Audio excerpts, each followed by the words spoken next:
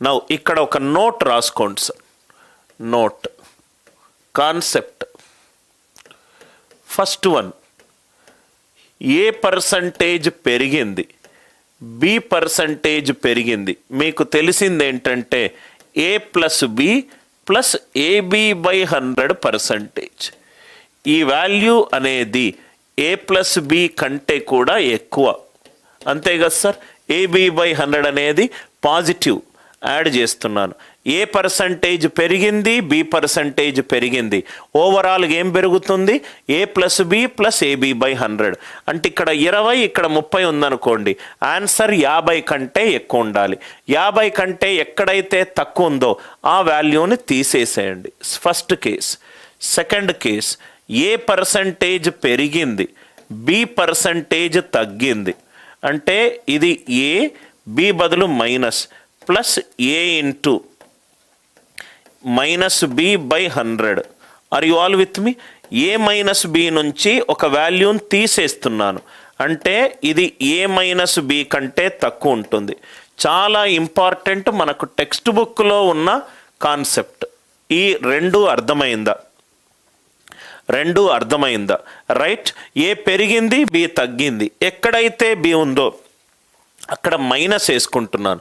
A minus B plus A into minus B by 100 minus A B by 100.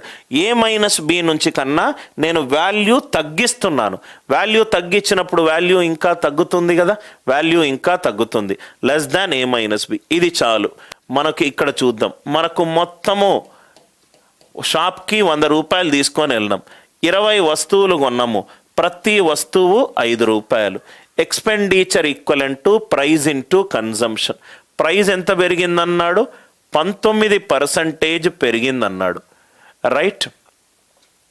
Intense to spend only, right, 12%. ఇదేమో 12% అన్నాడు. 12% అన్నాడు.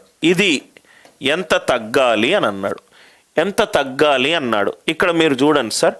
First option కనుక 7 వేస్తే 19 minus 7, 19 minus 7. Left hand side answer 12 కంటే తక్కువ వస్తుంది, కానీ నాకు 12 కావాలి. ఇది కాదు. లాస్ట్ 8 వేసామనుకోండి, 19 మైనస్ 8 11 కంటే తక్కువ వస్తుంది, కానీ నాకు 12 కావాలి. ఇది కాదు. రైట్.